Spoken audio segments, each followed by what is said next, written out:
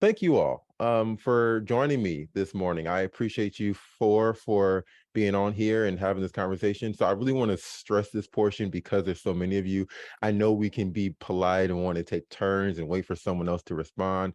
I want this to be as free flowing as we can get it to be. Okay, if you want to respond to someone else who's talking, feel free to hop on in there. Um, I may also, just a preemptive apology for hopping in to get us moving along. I might cut you up like, oh yeah, that's great. I want to, but let's get to the next question. So I just want to apologize right now. I don't mean anything by it. I just want to make sure we can get as much as we can get as far through these questions as we can. It's a lot to talk about, and I imagine we all have a lot to say in this topic. So just to kind of give another overview, I've spoken to each one of you individually about what we're going to talk about today. But just to kind of lay it out again is I essentially want to kind of have this conversation about what it means to be a Detroiter. You know, we come from a city that is often stigmatized, and a lot of people have perception about what Detroit is and who Detroiters are, and it's often driven by, of course, the media, the media. And so I wanted this conversation to kind of do that.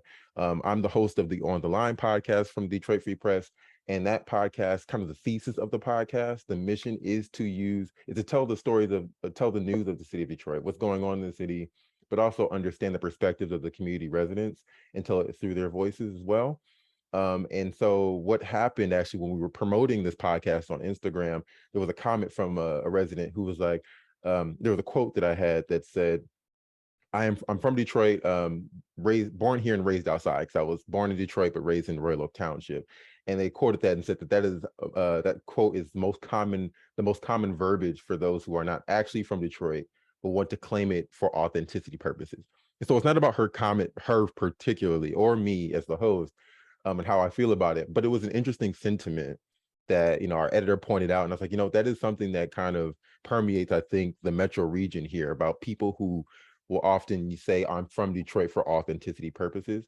And so that's kind of the motivation for why we're having the conversation today. So after I've talked so much, I hope I don't talk that much moving forward. Then I've laid all that out.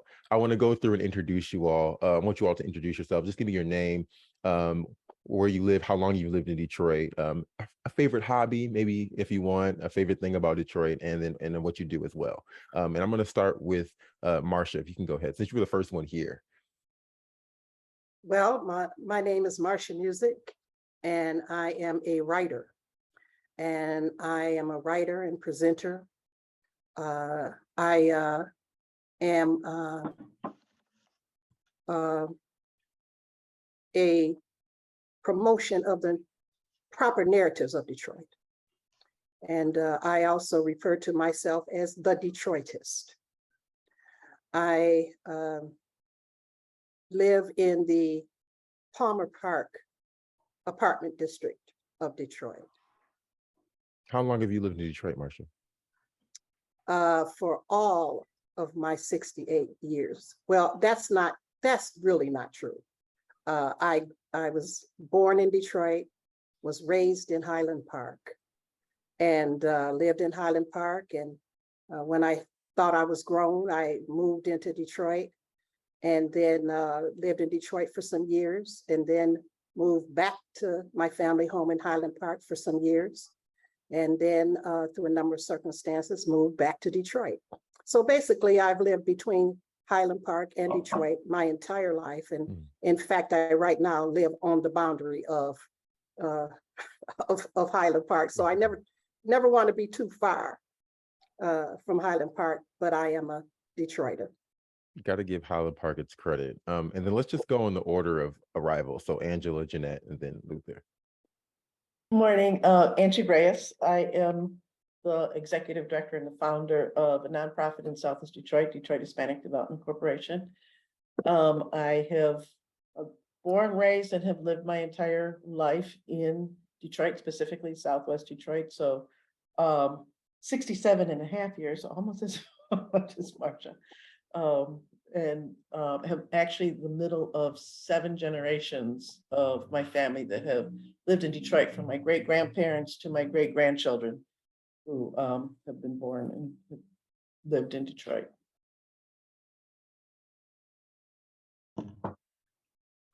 Good, Jeanette. Okay, it wasn't. My name is Jeanette Pierce. I am the founder and president of the City Institute, formerly Detroit Experience Factory, which is all about educating people, especially locals, about Detroit and its story. So I'm so excited to be here today. I am a lifelong Detroiter, not as many years as my esteemed, wonderful colleagues here. So proud to even just be on a panel with all of you, and the amount of knowledge and impact you've had on the city is unparalleled. But I have spent 41 and a half years, all of my entire life in Detroit. I grew up on the Morningside neighborhood and the East Side, and currently live in Lafayette Park with my husband and 3-year-old triplets. Wow, that sounds like fun.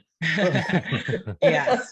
So, and again, multiple generations here as well.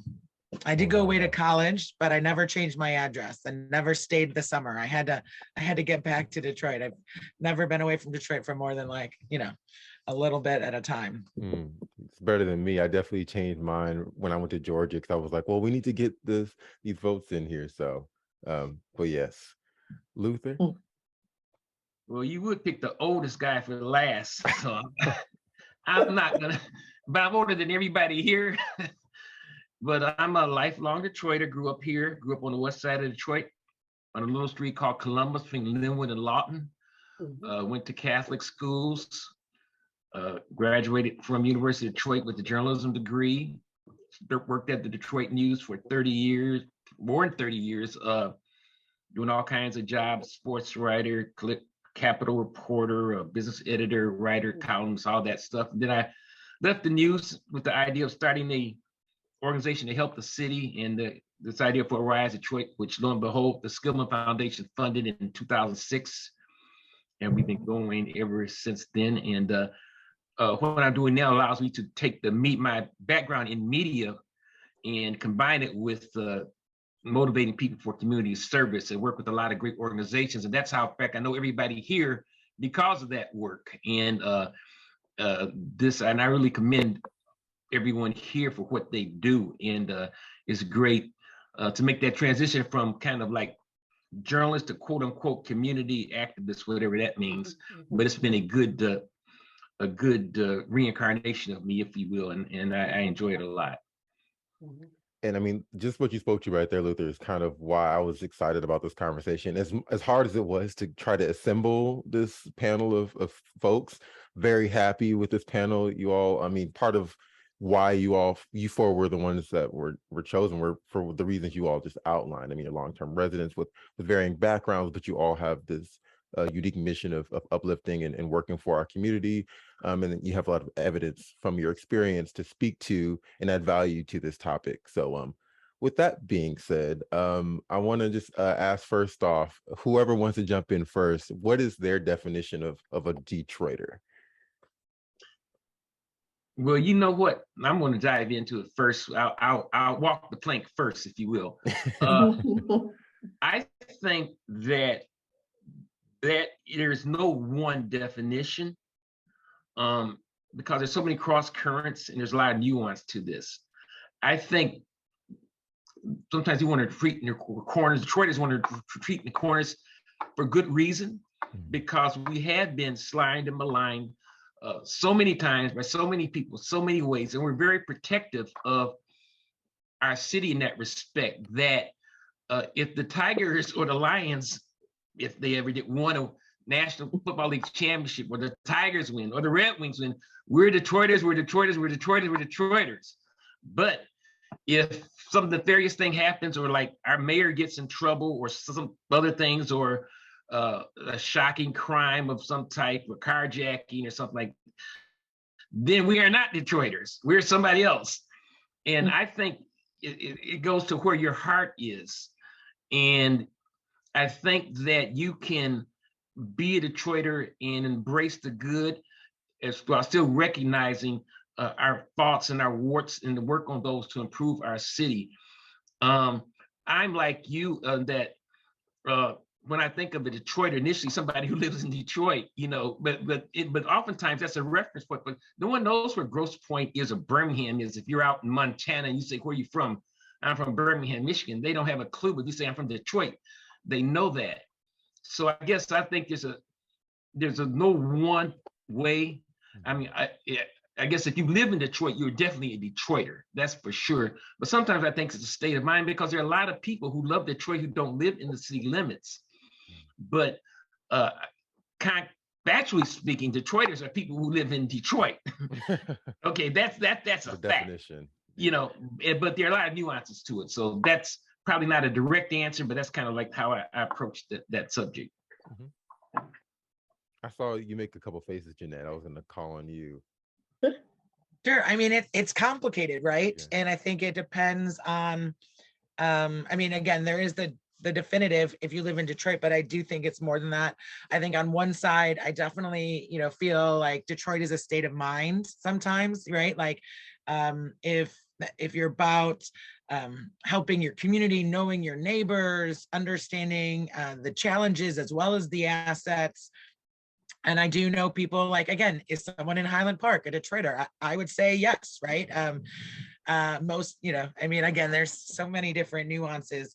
Or if someone lived their whole life here and then just moved across the street into Southfield, does that make them not a Detroiter anymore?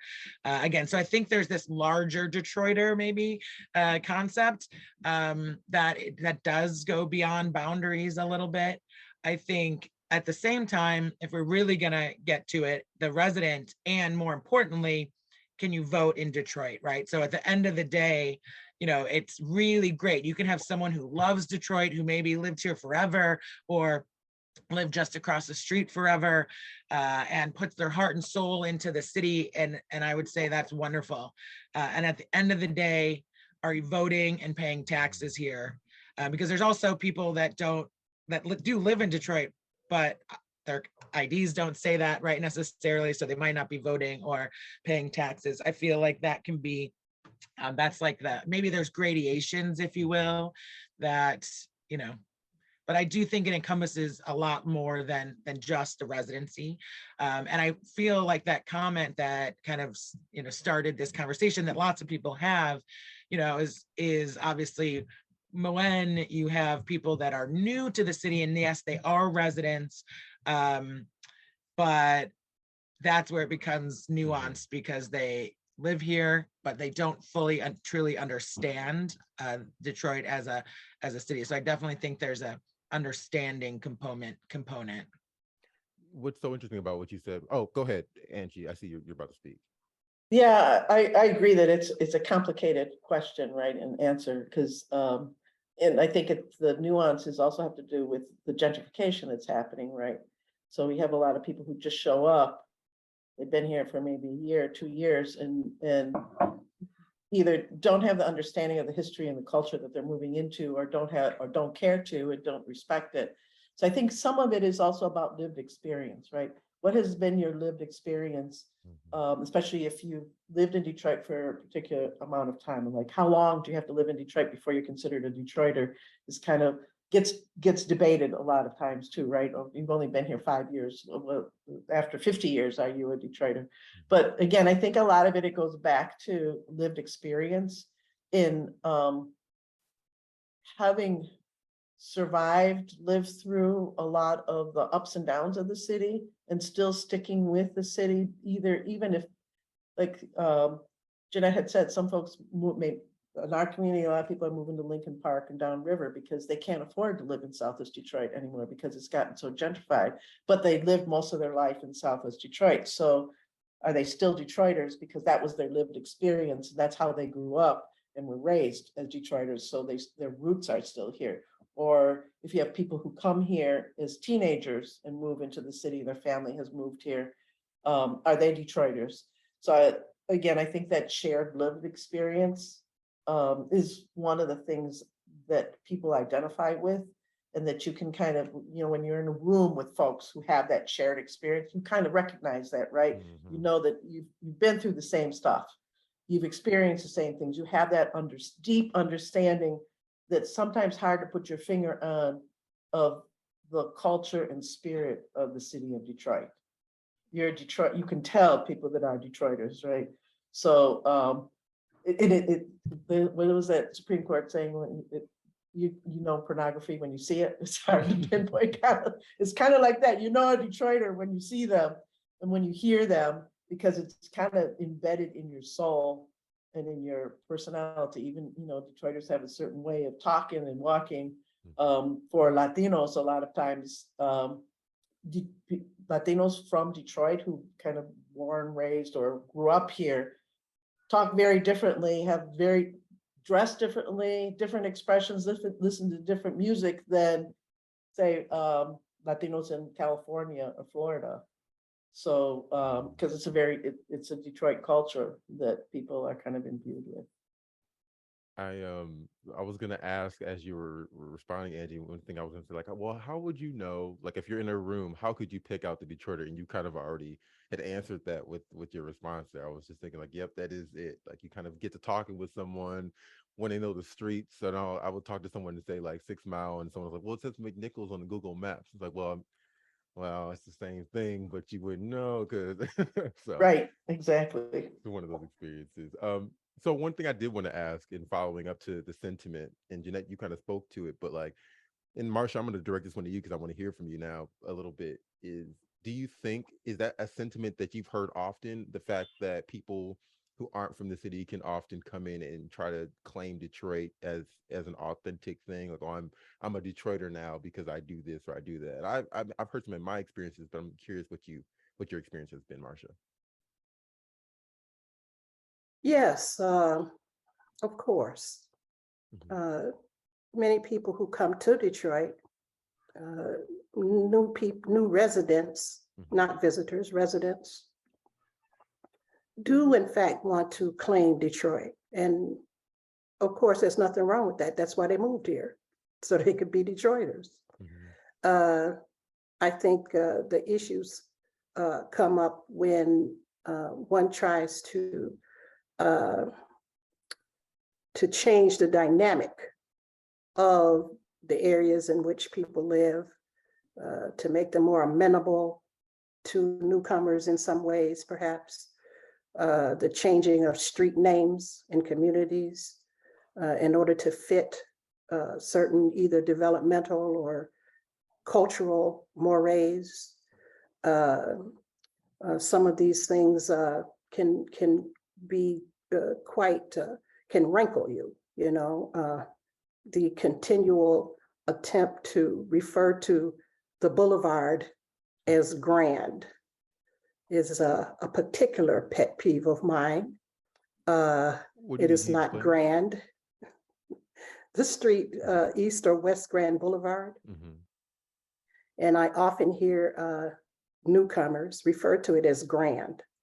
Just grand? Just grand, yes. I think it's a sort of a false familiarity that they're trying to claim as a kind of offhand, oh yeah, I'm gonna go on grand. Well, excuse me. I've never heard that expression. That's interesting. I hear it all the time. Really? Yes, and particularly around issues regarding the North End, where the East Grand Boulevard starts or is, and so that kind of thing, or referring to even Grand River as grand, a kind of shorthand for a familiarity that they don't really have. And so I often have to respond, there is a grand street. It is in Highland Park. It starts in Highland Park. And the name of this street is East Grand Boulevard or West Grand Boulevard, or colloquially referred to as the Boulevard. And so there are things like that that can be unsettling in the kind of sometimes very aggressive ways that people attempt to change the nomenclature of aspects of the city. Well, if I could, Cary, if you don't mind, I'm putting my old reporter hat on, if you don't mind. And as my editors, as you say, you peel back the onion. Why is being a Detroiter, why is who is Detroiter? Why is that so important to Detroiters? Mhm. Why is this so important to Detroiters that people respond like this? And it's the reason for this conversation. But why are we so intensely interested and protective of who is a Detroiter? Because again, that's a dynamic that cuts through it. I know the gentrification piece, we did a survey a few years ago about gentrification, how people feel about it. But when you strip all that away, not to get too deep, but psychically, subliminally, why is who is a Detroiter so important to Detroiters? Mhm. Mhm. Why? And I don't have the real answer, but I imagine everybody has some thoughts on that. But when you peel it back, why is that so important? Why do we care about who claims to be a Detroiter? And it could go to that, you talk about gentrification, people changing us in different ways, or development and that type of thing. You get all that stuff wrapped into there. So I'm just throwing that out there. Does anybody have any thoughts on, and Cary, you might, why is this so important to us? Thank you for bringing that up. That's all I had to say. That's a great question, Luther. Excellent. I think that some of that lies in questions of equity, injustice, right? Mhm. Because, and again, those people who have spent most of their lives in Detroit have been through a lot, ups and downs, Right. no services, good Right. services, whatever, right? And then when the city starts turning around, then all of a sudden new people want to be, because I remember a time when nobody would claim, especially from the outside, they did not want to claim Detroit. Mhm. Because, oh, if you're from Detroit, is it true everybody's running around the streets shooting each other all the time? Yeah. Whatever. 40,000 stray dogs or something. Right, yeah, Mhm. so, but now it's like cool to be, what we just got named one of the top 10 cities, Yeah. best places to visit. Well, all you right? gotta do is put Detroit on a t-shirt. Just put Right. Detroit on a t-shirt. Yeah, so it's like, you don't have the street cred and you're trying to be cool with the rest of the people that have been through it all. And now that things are looking good, you want to claim it. And, so I think that's part of it too. And it is an equity issue because, Yeah. there was this huge disinvestment in the city of Detroit that people that lived in the city suffered through. Yeah. And now all of a sudden Right. it's cool to be here. I- So now you're going to come yeah. and take what we got. I completely agree, Angie. And we did a documentary on the Rise of Detroit a few years ago, and I was went to my little local cleaners over on 7 Mile in Livernois. Some of you may know that, but a Black realtor was in there, and I asked him, how's the housing market here? And he said, man, it's doing great. He said, white people are moving back to the city, man. White people come to. And I said, why do you think that is? And you know what he said to me? Because they aren't afraid of Black people anymore. They aren't afraid of Black people anymore. And they realize there's value in housing in Detroit, that you can get more house, better quality in many cases than you can in the suburbs. Of course, your taxes are higher, but that was a profound statement to me. White people are no longer afraid of Black people in Detroit. What made him say that? Like, what made him say that? Well, I don't know. He just said it, and he's selling houses to white folks, and his perception is that,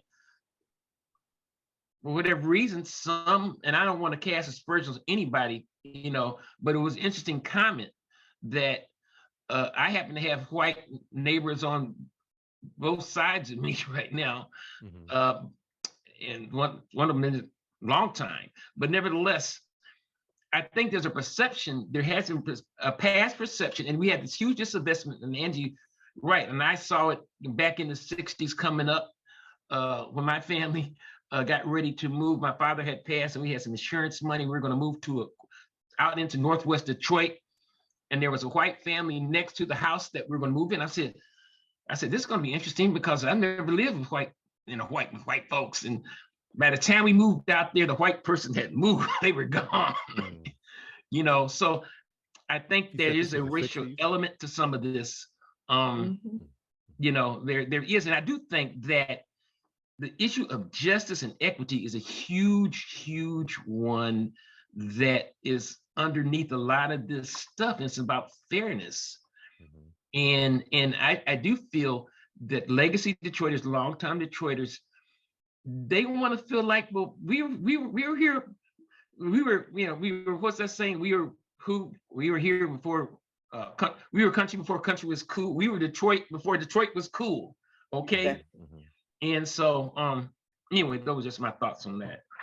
I do want to clarify one thing as we move forward, because we're in a way defining Detroiters. We kind of already have a little bit, but also just so that our semantics are clear. As we say, people who've lived in Detroit, we can say like city residents versus non-residents, just so that as we kind of are Mm. defining Detroit, we don't conflate the two ideas. But you make an interesting point, Luther. I made a mistake by bringing another reporter, because you're getting to all my I'm questions sorry. before I get to them. But it's I'm okay. You're sorry. making a point. I'm going to circle back around. It's all right. But Jeanette, you seem like you had something you wanted to say. I wanted to hear what you had to say. Yeah, I mean, there's a lot of with Angie and Luther that I totally agree with. I think race is absolutely a huge part of it, right? I mean, we are one of the most segregated regions, with a city that's 90% people of color, and the suburbs almost the opposite. I mean, maybe less now. Ironically, we lost 250,000 people between 2000 and 2010, mostly middle class Black Detroiters, a quarter of our population. And most of them went to the suburbs, which actually helped integrate some of the suburbs in the region.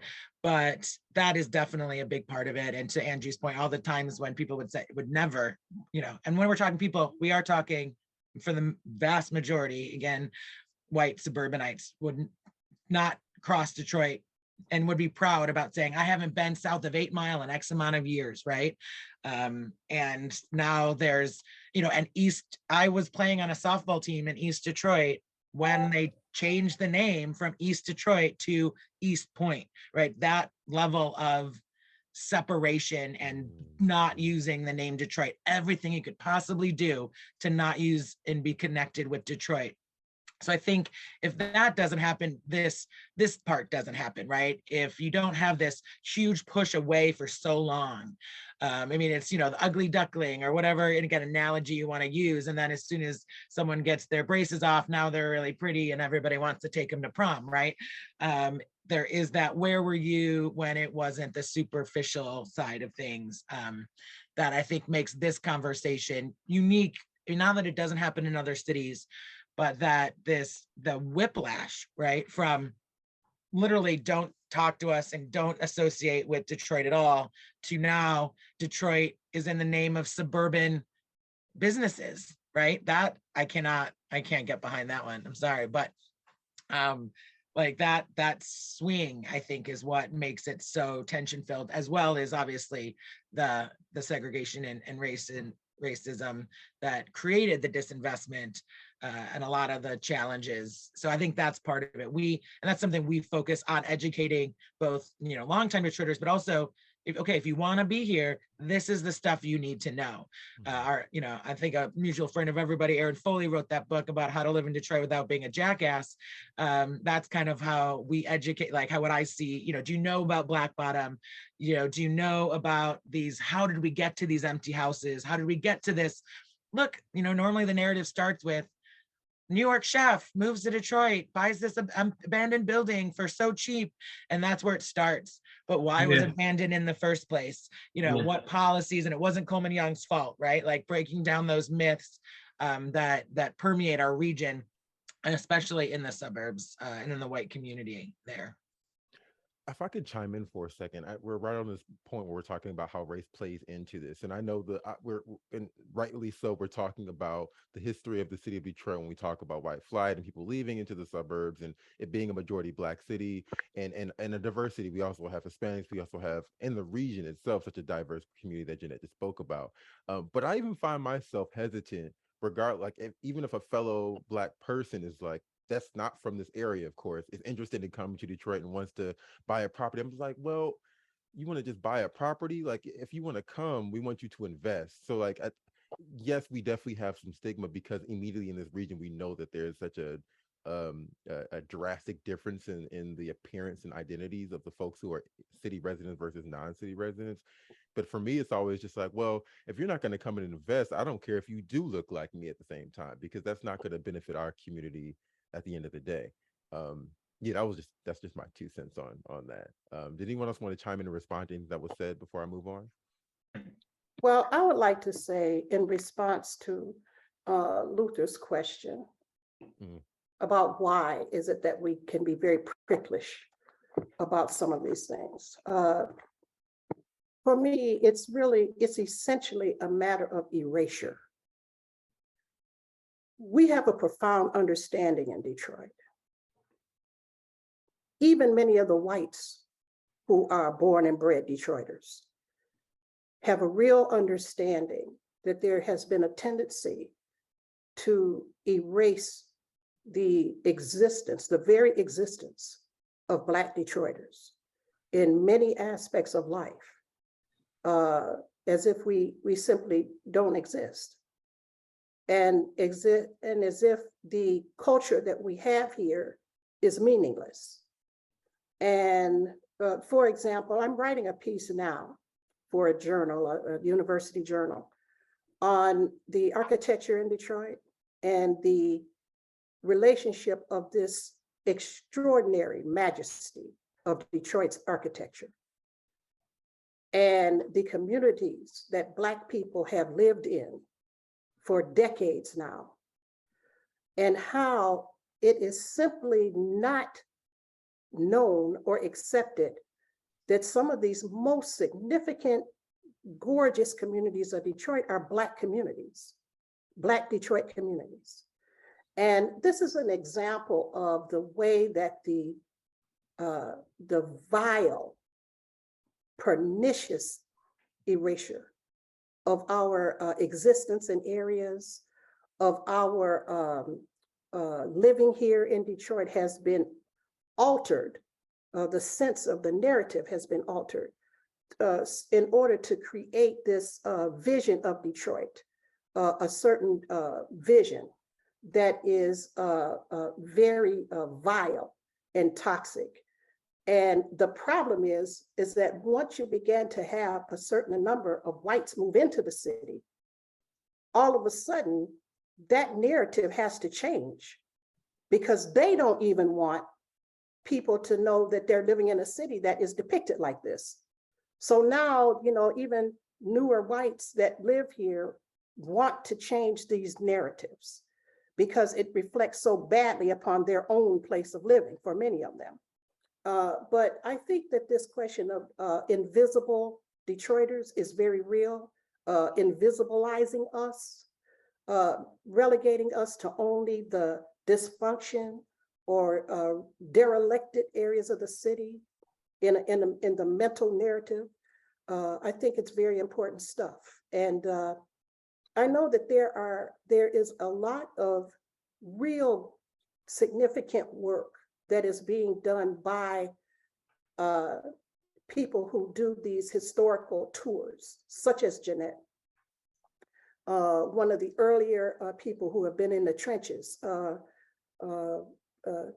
affecting the narrative of the city. There is her, Ken Risco, Jamon Jordan, Ken Coleman, a young man who does Brenton Hunter, I think his name is. I'm sorry, I don't know his correct name. Mm-hmm. Brandon Hunter, yes, he's doing very good work, affecting the narrative of this city, and teaching about what is Detroit, the real Detroit. I have issues with the tendency of many to often treat Detroit as a mysterious kind of place in order to attract a certain kind of tour person, like from the suburbs or out of the city, like this idea that you can have the hidden places of Detroit, the hidden gems of Detroit. There's nothing in Detroit that's hidden. There's very few places that are hidden. Everything is right there in the open, and it's not hidden or mysterious just because white people don't know where they are. Mm. People in the communities are very much aware where all of these places are. And so that's another way in which the demography of Detroit, is all the time twisted in such a way as to make Detroit be, even if it's an attractive place, an attractive, rather kind of mysterious, kind of halfway scary place, you know, that you have to be brave in order to penetrate its inner sanctum, you know. Another person that's doing really significant work, and I cannot praise him enough, is Ben Gravel of the Detroit Historical Architecture, Detroit Area Architectural Facebook group.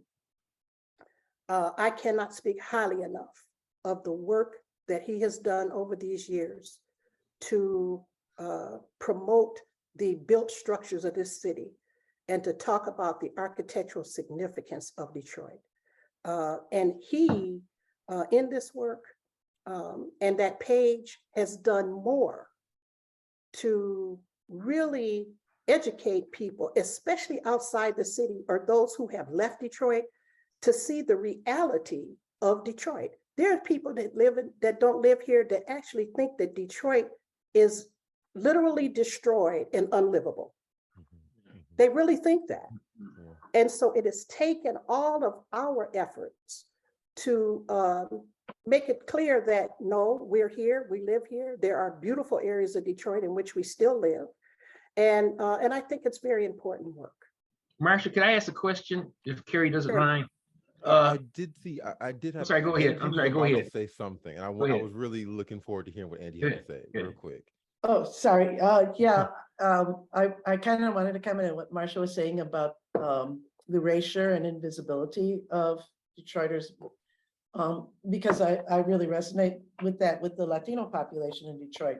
So I remember in the 90s, there was this media frenzy around gangs in Southwest Detroit. And I remember it hitting the media and people saying, we didn't even know Latinos lived in Detroit. And the first time you hear about them, they're all in gangs, right? Mhm. The reality is the Mexican and Puerto Rican populations have been in Detroit since the late 1800s. And then we have had a significant population, and the areas that was first our community and where I was born was here in Corktown, where our organization is, because we moved here before it got all this development happening. But now you go into the restaurants and many of the businesses in this area, and you will find none or very few people of color. And people don't even remember that the Latinos used to live here in Corktown. It was the first place that we moved to, and we got pushed because there was the urban removal in this neighborhood as well, too, around the same time as Black Bottom happened. So the freeway went through. The city decided they want light industry. They took the houses, including my grandparents' house where I was born, and moved people out of the neighborhood and pushed everybody further west. And that process is still happening. So the people are now ending up downriver because we keep getting pushed further and further out of the area. But for a large part, a lot of people consider Latinos in Detroit as newcomers. And when in reality, we've been here for over 100 years. Oh, yeah. That many of us came at the same time that the African-American community came from down south. The Mexican population and Puerto Ricans came just from further south to work in the same places, in the factories and in the fields. I know many people in my generation who were born and raised in Detroit spent their summers working in the fields, picking cherries and strawberries, and as migrant farm workers too.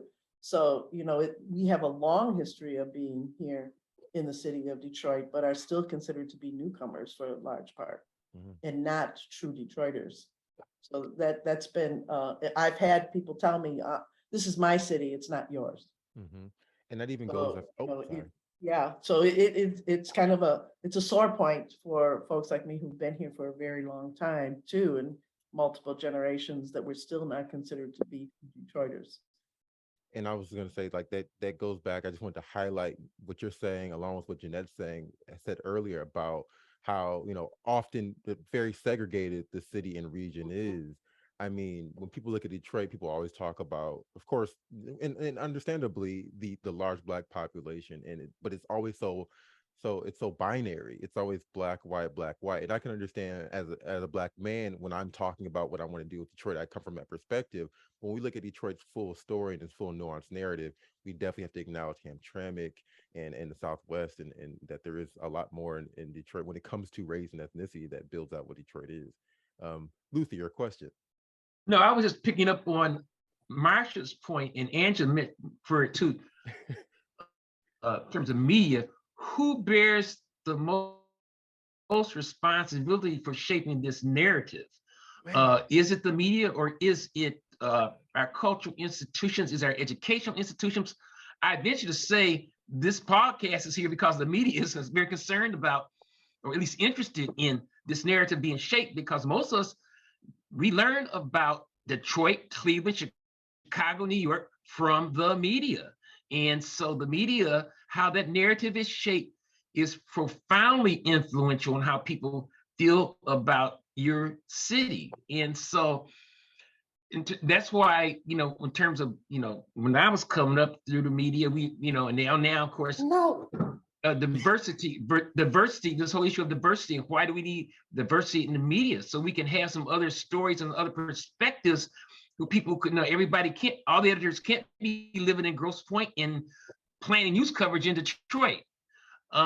So this gets back to what Marsha's saying, what Angie touched on about Southwest Detroit, and you didn't hear about it until the gang started. All of a sudden we got a gang problem, and we have Hispanics raising hell in Southwest Detroit. So this is a vast playing field we're talking about, but the media is such a huge part of this discussion on how people feel about it. Unless you have a personal connection to go into Southwest Detroit, or to go and live in the neighborhood, or talk to somebody, then how is she going to know but from the media? Or maybe interactions or stuff like that. So that's a whole another thing. But I do think narratives, people talk about narratives. Who is shaping the narrative?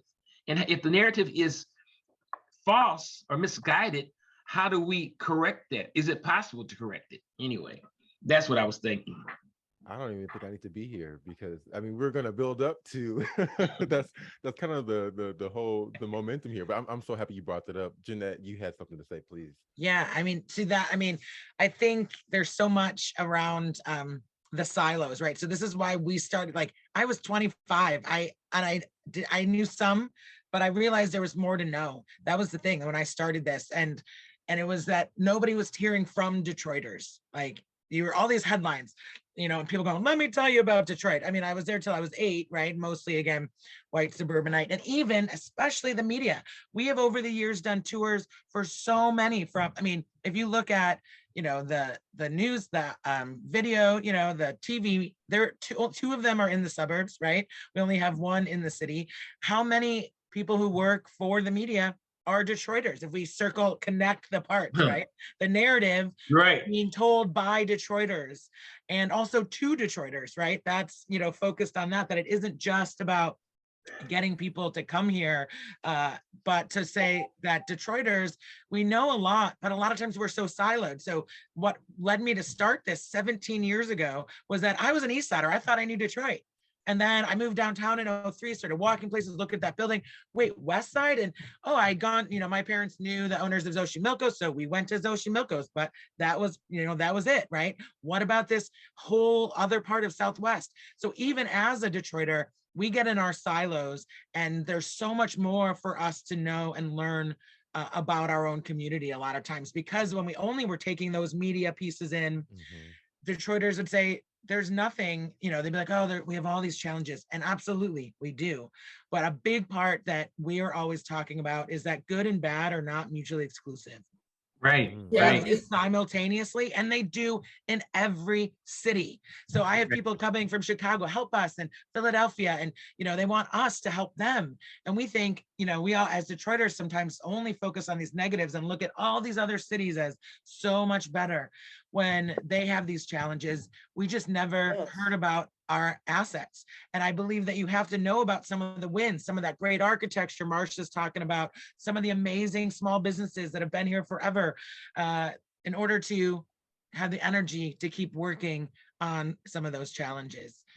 I remember several occasions when, particularly when the auto show was happening, and so you have people coming from all over the world to Detroit, and the media would decide that that was the time to do an expose, a series of exposés about some horrible thing happening in the city of Detroit.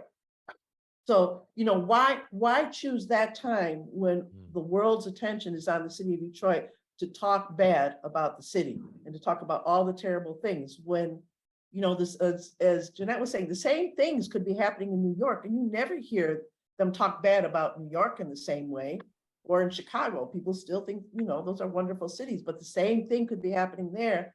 But they'll talk about Detroit really bad. And why does the media choose to do those exposés at that particular time to re-emphasize this horrible narrative about the city of Detroit? Now, it's really interesting to see how that has shifted, as Marsha was saying, now that white folks are more moving in from the suburbs, they don't want that negative narrative. They don't want people to think they're living somewhere crazy. So, some of that narrative is now shifting. So they talk about different things when the eye is on Detroit now. So, and we're one of the 10 best places to come and visit. Yeah, So your point is well. Your point is well taken, Angela, because that big golf tournament is happening this week, and people from all over be in Detroit, and they'll be say great things about Detroit and all the rest of that. And those great things were there before and after the big golf tournament. So I see where I feel you on that one. I have a question. Well, sorry, Marsha. I actually have a few questions. Y'all have actually already touched on all of them in your own ways, but I kind of want to ask them just to see if me presenting them might give you all a different perspective. So kind of in this theme about who is right, who's the person, how do we correct the narrative? How do we find the right storytellers or voices to uplift here, which is kind of the point of this conversation. Have you all heard instances where maybe a non-resident has come to Detroit and it was given an opportunity to have a platform and say that they are a perception of what Detroit is? Is there an instance of that you all can recall? And it could be storytelling, it could be in any type of iteration that you might want to say. I think one of the latest iterations of that is a young man who has a Facebook page called the Hungry Black Man. He has the most telling Facebook page and Facebook posts regarding the foodie culture of Detroit proper, and his stuff is just amazing. He writes about Black-owned restaurants in Detroit, and his work is formidable. And his promotion of these Black restaurateurs and their work, as well as his real serious critique of some of them. That's an example of someone who does not live here, comes here, but has as his mission a shift in the narrative, particularly regarding Detroit's food culture, which he believes is one of the most significant food cultures in the United States. So that would be one that I've noticed lately. And that's an example of someone doing it right too, it sounds like. Surely. And do you know where he's from originally? I think it's Atlanta. I think it's Atlanta. Oh, some of the people he reviewed were not as happy to have him here as Sure. as Marsha might be talking about. No, but it's real. Yeah. Okay. Sure. I would say, like, especially, I mean, that's what kind of led me to, again, I didn't mean to do any of this. It was just I started learning stuff and thought, wait, how did I live in Detroit and not know this? And how come we're not highlighting Detroiters, right? So we take them back, like we'll go to Angie's organization and have Detroiters or media. We brought Chanel Stitt, for example, and we might have some triplet crying in the background. Hopefully it's not too loud. But like to shine a light, to just give a megaphone to the Detroiters who have been here doing great stuff. Early on, there were a couple historical tours and stuff and great organizations, but a lot of times they were volunteer tour guides and they were from the suburbs, right? And doesn't make them automatically awful people or anything like that. But it focused on the history and the architecture, which is great. And I love that stuff. But I was like, is anybody doing tours or telling the story for locals by locals? And at that time, there wasn't really a lot of that happening. And so you would see people sometimes come in. There's like, one of my most heartbreaking, cringy things is when there's a tour group that brought people, started in the suburbs, brought them on a bus for ruin porn tours, like a photography tour of like actually like trespassing as part of their business model, like, and starting in the suburbs to come and do that. Like, there's so many levels of that. But if we talk about the media, and again, it's not an all media fault, and there's some great, outlier media. Sorry, we got to do some shout out to some really local, Bridge Detroit, right? But the fact that you're here and doing these, I think there's, it's an important part. But I mean, if we say 80% of people who work for major news outlets don't live in Detroit and are shaping the narrative, I mean, there's that too, right? And I know there's a push, hopefully, to change that. But our narrative, to Marcia's point, has kind of been a lot of erasure, and people on what we call, you've heard the term Columbusing, where like when people just get somewhere and go, look what I found. Right. Or, the whole blank slate of here, it's a blank slate. It's sexy. It's new. You can do anything you want. No, it's not a blank slate. People have been here. I think. And then the last part is when people move in, then a lot of times there's a martyrdom to it. I did this like really amazing thing. I moved to Detroit. And I can handle it. Right. So it's an important, my parents, I talk about my parents staying in the city in 1979.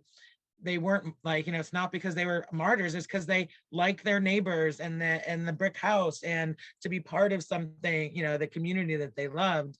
They weren't making a sacrifice to do that necessarily. So those are just some thoughts. Yeah, I Yeah, think I was have just two remembering, final I'm sorry. questions. I'm sorry, I'm gonna have to jump in here because Okay. I've held you all almost beyond the time. So I'm so sorry. And this is one of the things I knew was gonna happen because this conversation is very good. But my first question is, what harm? Because Marcia, you brought up erasure earlier, and so that kind of already went to one of my questions of like, what happens when someone who may not be a resident of the city comes through and is given that you can have that instance of erasure. But what does that do for a community? What does that impact like on the residents of a city? Well, anyone.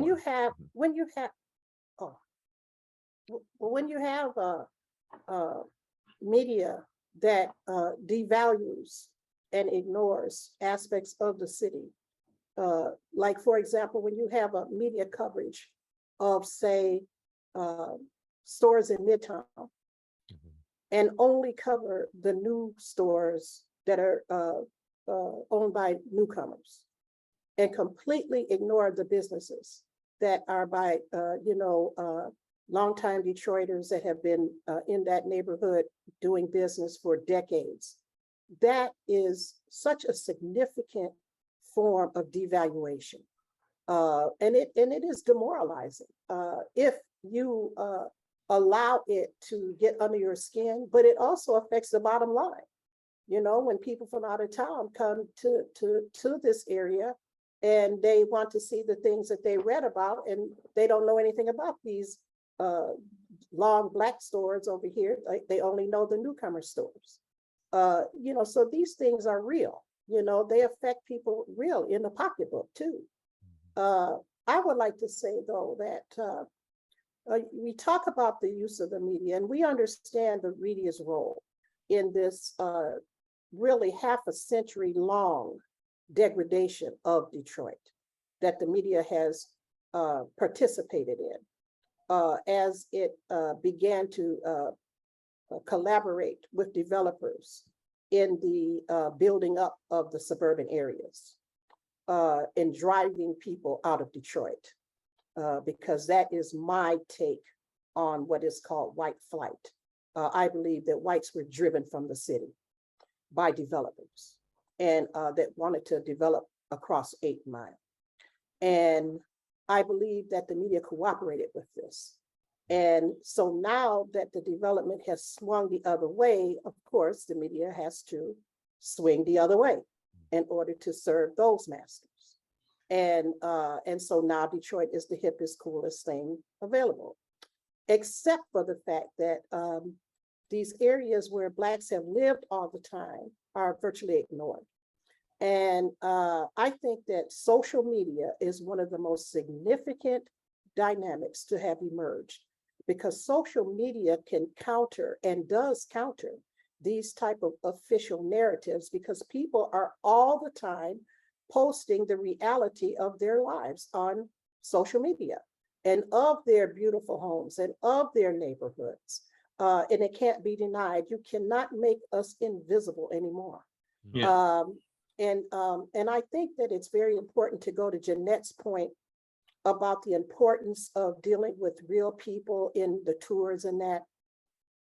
I think it's very important for longtime Blacks in Detroit, longtime residents, to claim authority and expertise in the narratives in these areas in which they live.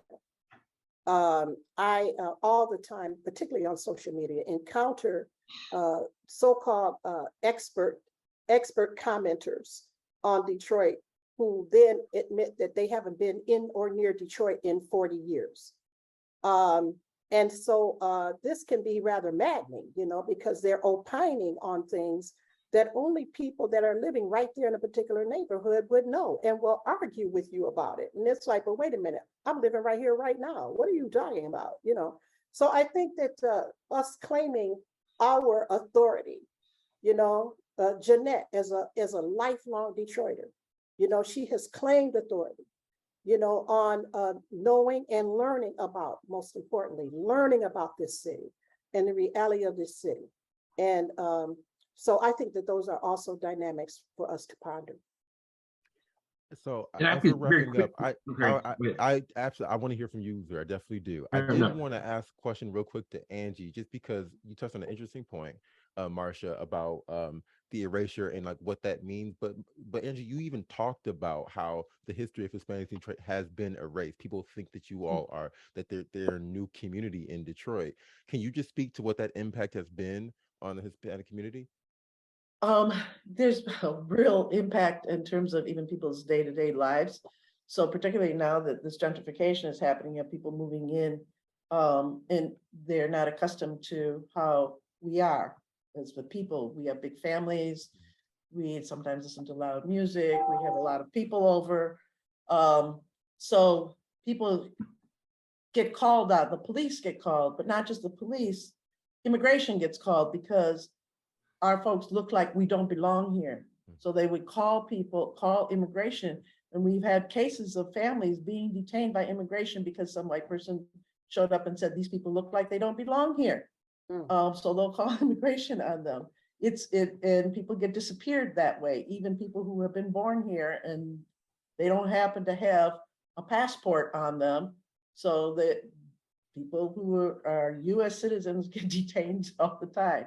So it has real life implications for folks when we're perceived as being foreigners and not belonging here in the city of Detroit and being erased. So, and then the narrative gets told by folks who didn't grow up, who don't know our history, and it really is it's a bit demoralizing as well, to know that even after being here for so many generations, that we're still considered to be foreigners and not true Detroiters.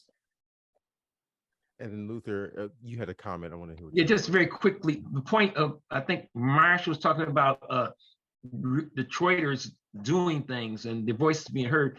At the risk of patting ourselves on the back, we just literally yesterday announced a new podcast series with Arise Detroit called Neighborhood Transformers. And the whole focus of this is to have real Detroiters saying how they deal and solve community problems.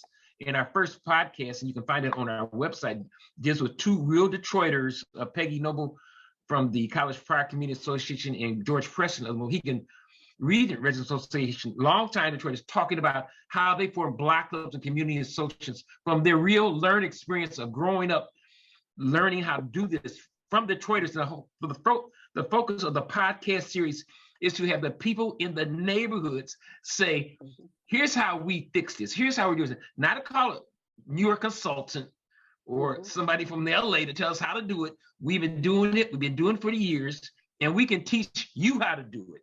So I think it's very important to recognize that we have all this expertise in Detroit, in the minds and voices of Detroiters, and they need to be heard and lifted up.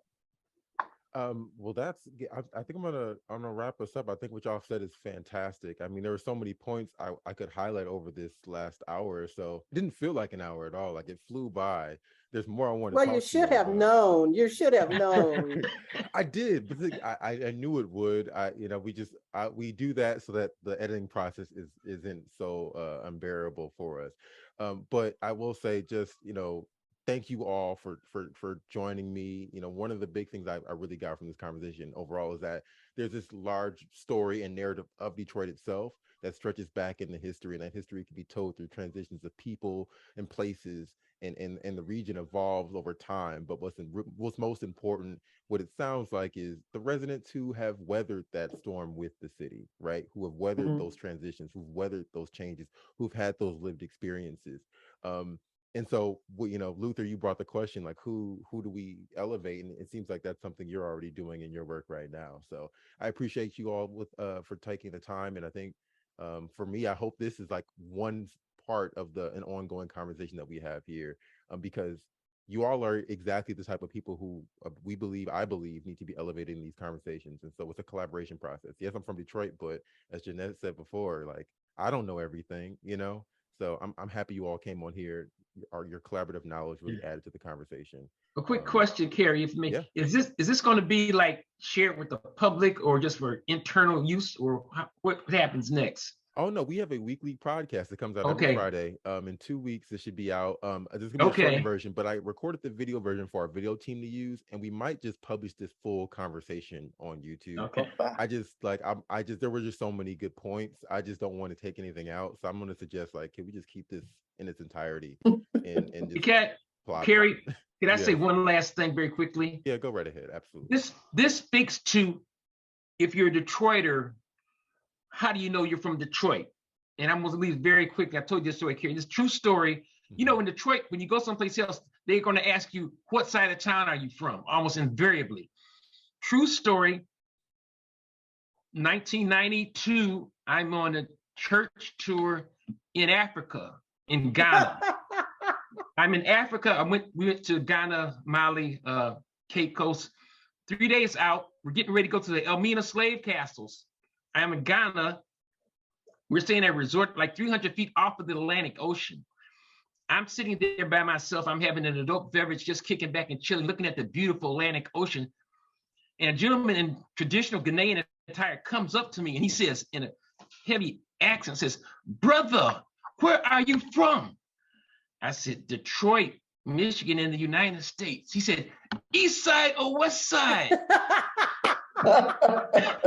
Classic. And it turns out he was a doctor and got his degree at Wayne State University. And he knew that Detroiters always ask that question. It just blew my mind, but it's a true story. That was a good one. That was great. Yeah, that's an excellent note to leave on. Well, we definitely got storytellers right here, some great storytellers, and I think that's an important part of it. Yeah, well, thank you for making me part of it, Cary. I appreciate it. Thank you. Thank Great you all conversation. so much, and I Well, good hope to be to with be in everybody. Let's do a part conversation. 2. We'll just have like a monthly. We can, they bring on Channel 4 all the same people Right. back all the time to ask different things. That's right. We'll be We your might have to panel. run this back. We might All have to run this right. back. This was great. You all have a great day. Thank you Thank so much. you. and Take I'll care, follow up everyone. with all. Okay. Bye, Marcia. Bye-bye. Angie. Bye-bye. Take care. Good to see you all. Yeah. Bye-bye.